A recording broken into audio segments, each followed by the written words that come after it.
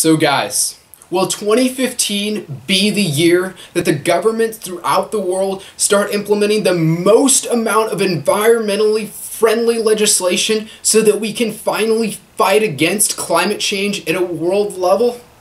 Well, that was the question posed in these Times articles. And through their analysis and a little bit of mine, I'll tell you that 2015 is not the year that we completely get over the issue and governments finally start regulating it, but it'll be a great year for our progression against climate change. The first of which is the de-investment process that corporations have already been going through. I see hundreds of corporations, in fact 800 of them, have de-invested their stocks and other financial investments into oil giants. This de-investment process has then been translated into other sustainable fuels. The most notable of which comes from, and I quote, in the investments, stating the Rockefeller Brothers funds made fat upon the wealth of John D. Rockefeller's funding role in the rise of environmental petroleum pledged to de-invest its $860 million in assets. Guys, that is absolutely fantastic for our step in terms of climate change progression. In 2015, we can see in a multitude of other corporations go the same way when they see, piggybacking on my second point, that it's a lot cheaper to go with sustainable fuels. Brings me to my second point.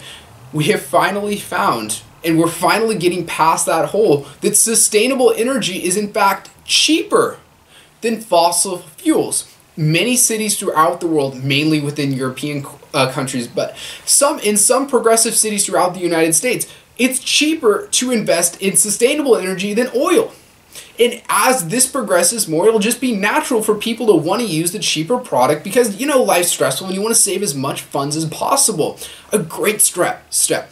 But United States specifically, on our third point, Obama and hopefully the next Democratic president of our future, Hillary Clinton, will continue this, but Obama has finally put his mouth together and he has decided to take a strong stand against the Keystone Pipeline. You know, before he was going, wish-washy on it, he was going for, he was going for the against, but in his most candid analysis, as we spoke about earlier, no, the Keystone Pipeline, he's going to most likely reject it. He gave his most candid response that it's bad, it's not going to be good for the United States. He has already been enacting some environmentally friendly regulation by protecting some national parks throughout the United States, which is a great step in the right direction. In 2015, we can only hope, and probably he will continue to invest more into environmentally friendly and locked because it's his final 2 years. And we're seeing more of his environmental side hit through on this issue. And on number 4, and this is most recently actually on December 17th, Andrew Cuomo, the governor of New York, decided to ban fracking within his state. Now, decide is a key word there. He didn't decide on his own. It was through massive protests. It was through a massive amount of Americans being against fracking, which is going to further destroy the water supply, make it more polluted, pollute the air.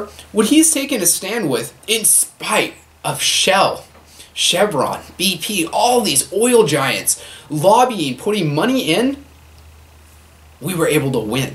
And that is a great step in the right direction. We can see other cities throughout the United States, such as Richmond, that have been able to destroy special interest groups and have actually listened to the people. Now, we can only hope that in progressive and liberal areas, this will continue within these areas.